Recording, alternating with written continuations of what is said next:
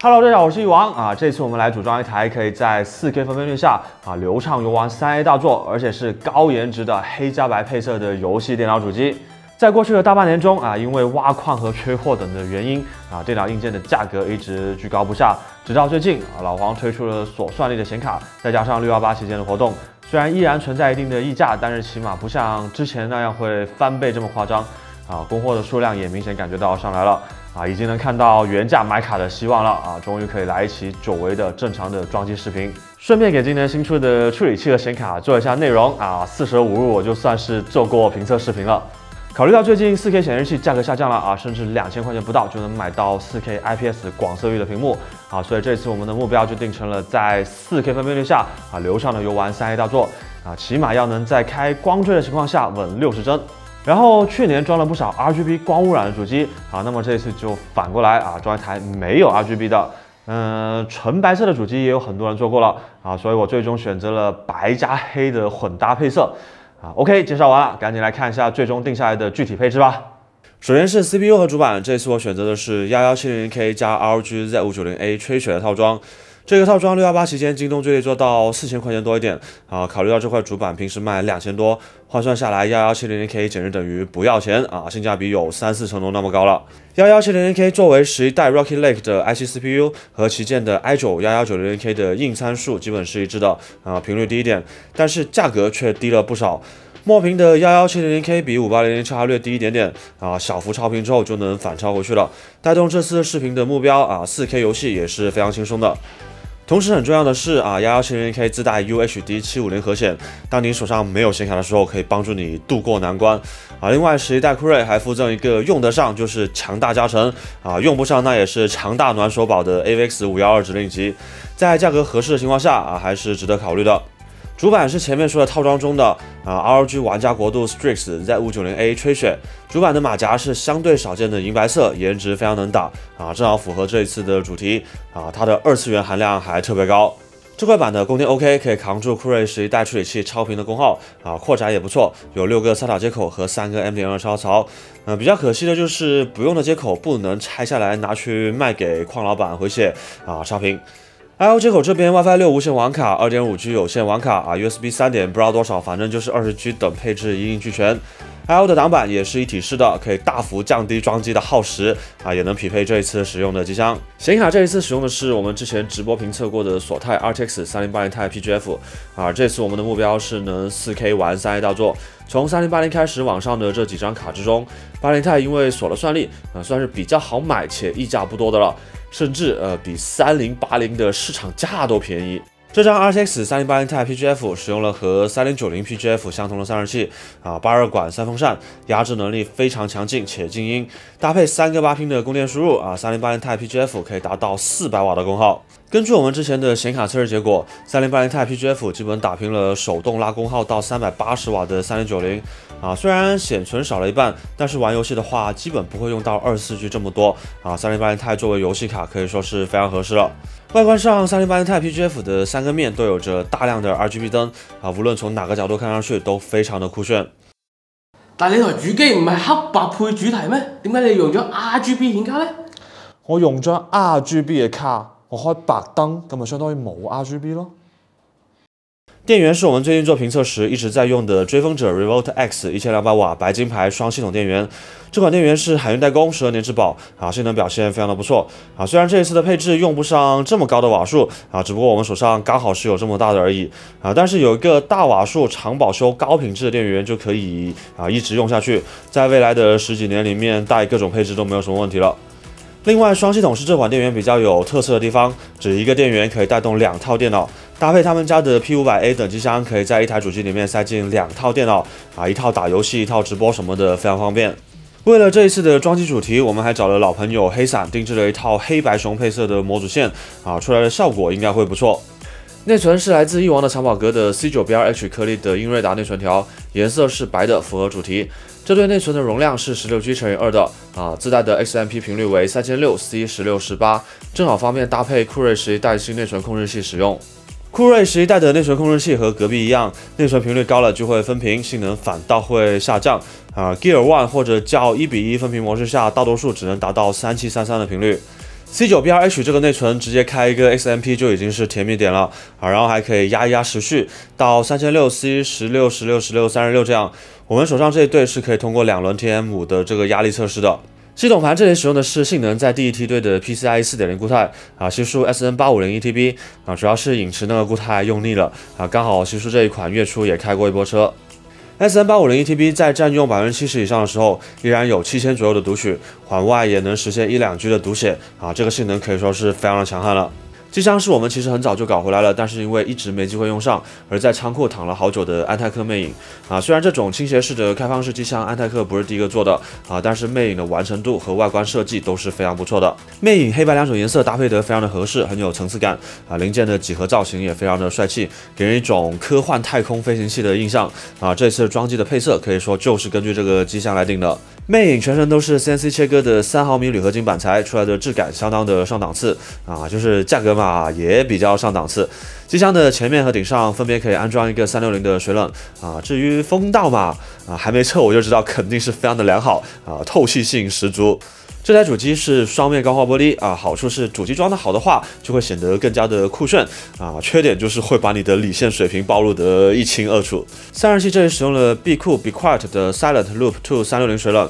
啊，之前在51972的评测中，必酷 Pure Loop 360表现比欧酷的480水冷还好啊，定位更高的 Silent Loop 理论上应该还能再强一点吧。另外就是 Be Quiet 这家厂商和它的品牌名一样啊，一贯以来对静音有比较高的追求。这次我们用的是开放式的机箱，少了一个隔挡啊，主机的音质表现会更好。而装台这么漂亮的电脑肯定是放在桌面上用的啊，散热器静音一点，用起来会更舒服。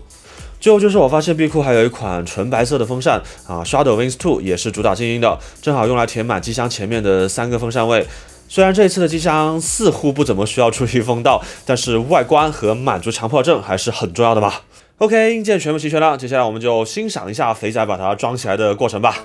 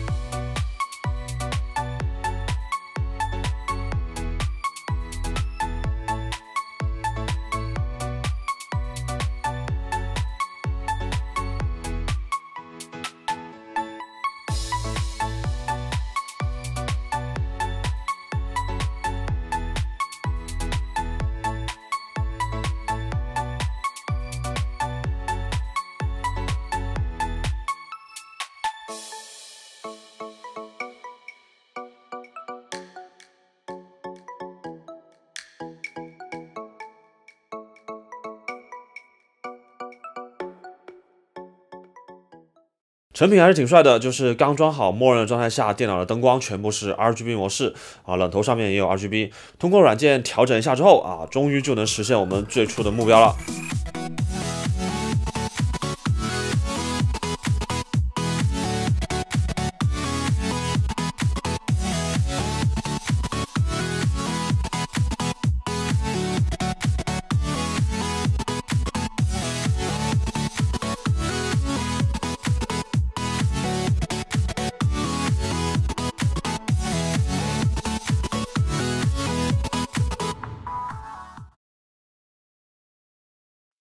机器装好了，在开始试玩之前，还要进行一下超频等的设置啊。首先是内存，直接打开 XMP 就已经是3600了啊，再小小的压一下时序就行，电压拉一点到1.4伏。然后是 CPU 的超频，和之前的6789代无脑全核5G 不同，11700K 不太适合全部核心一起超，它单核能上的频率会比多核高不少。所以这里我们用了根据核心占用数量来调整频率的超频方法，可以满足不同场合下的使用需求。全核频率这一次是设置到了 4.8， 我们手上这一个60 SP 分呢可以实现全核5G但是功耗要增加挺多的，我觉得不太划算。在下面的 Specific Core 页面中，可以看到有2个打星号的核心表示这2颗是体质最好的。我们给它加一个 5.2G 的设置，这样跑单核应用时，这2个核心会优先提高到更高的频率。继续往下翻，之前网上传说11代酷睿超 Ring 对游戏有提升但是我们试过差别不大，而电压和功耗增加却要多很多所以这里就不动它，保持 Auto 就好了。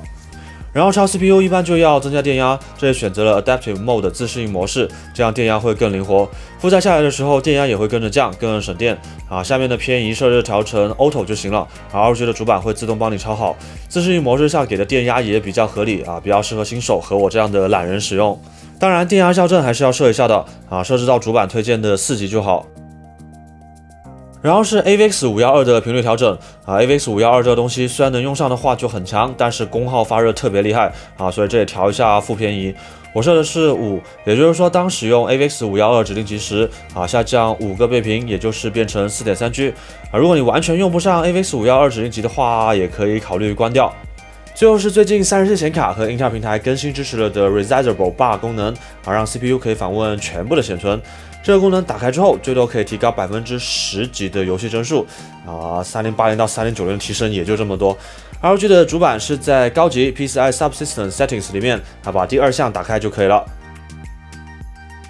进到系统之后，在 NVIDIA 控制面板左下角的系统信息中就可以看到有没有开启成功了。全部调整完了，简单跑了几个测试。因为前面根据核心占用数量设置了不同的频率，在 Cinebench 中单核和多核的表现都不错不像传统的全核超频法要牺牲单核性能。在 TouchPad 测试中得到了差不多18000的综合分，给了个优秀的评价那么终于可以开始 4K 的游戏测试了。除了3A 大作光追 4K 60之外，我还想试一试电竞游戏的 4K 144。所以我们搬出了为另外一个视频准备的 ROG XG43UQ 显示器它是43寸 4K 144的显示器，还是 HDR1000 的非常大，非常的过瘾，而且正好是黑加白配色的完美符合主题。那么首先第一个游戏是以优化不好而出名的赛博朋克2077在高画质下我们关掉了影响帧数，但是对画面却没有什么提升的体积云和体积雾光追设置到中，并打开性能级别的 DLSS。在 Resizable Bar 的加持下在 V 自家楼下这一个画面复杂掉帧严重的地方，最高能接近70帧开着时钟键在城市里面乱撞也能稳定到60以上玩起来可以说是非常的爽快了。然后是老黄之前用力推广过的光线追踪展示游戏 Control 预设的高画质加 DLSS 下帧数达到了70多，也就是说画质甚至还能再开高一点。对于今年主流的游戏，这台主机基本都没有什么压力了。过来是刚才说的电竞游戏吃鸡在 4K 分辨率、画质设置为全超高的情况下，落地后能有200帧左右，可以轻松带动 4K 144的顶级显示器。当然吃鸡的建模简单一点，所以我们还跑了 COD 战区，画质为默认，打开效能模式的 DLSS， 游戏中帧数可以达到150帧以上，可以达到电竞级别的要求了。接下来我们进行了一下烤机测试，在半个小时游戏之后，显卡稳定到了80度 ，CPU 则是70以内虽然整机输入功耗达到了600多瓦，但是主要还是显卡占大头毕竟是顶级游戏性能的卡了这个时候在显示器前测得的噪音是45分贝左右，和日常生活的音量差不多你能听清楚游戏声音时，这个音量是会被盖住的。声音主要是来自于显卡B 库的水冷这个时候非常的静音。然后是能用上 AVX 指令集的 R23 加 i.64 GPU 加甜甜圈的烤机这个时候 CPU 的功耗就比较高了，会上到250瓦，比我平时高几十瓦这样不过比较神奇的是它的温度依然比我开盖打磨后的200瓦的5900叉要低。这个时候整机音量在50分贝左右因为水冷的风扇跑到了满速的2100转。作为高速的风扇来说，这个音量还是可以接受的一般只有在长时间渲染时 CPU 散热器才会需要全速工作。总的来说，前2年还遥不可及的 4K 游戏现在终于实现了散热器显卡的提升还是值得肯定的，前提是能买到卡好在最近随着索算力的显卡推出，以及对矿场的治理，还有卡巴老哥们的努力salute， 显卡的价格开始逐步走向正轨了。对于溢价过高的产品你不买我不买，显卡还能降200，就看硬盘什么时候能回来了啊，之前直播的时候我们就讲过啊，原本淘宝店是打算开启定制 NAS 的服务的啊，结果突然硬盘就涨到买不起了。还好最近 SSD 和 CPU 的价格逐步恢复了啊 ，DIY 市场还是有希望的。最后再回复一下很多人问过的事情啊 ，M8X 机箱我们在做了啊，可以支持 M8X 主板加标准 ATX 电源加360水冷。或者变形成3个360冷排加 ITX 主板加 SFX 电源的模式，22.5升，外面啊，双11之前应该是能出来的。那么这次的影片就到这里了，如果喜欢的话，记得点赞和评论支持一下啊！新观众再点一个订阅，就不会错过后面的精彩内容了啊！我是一王，下次再见，拜拜。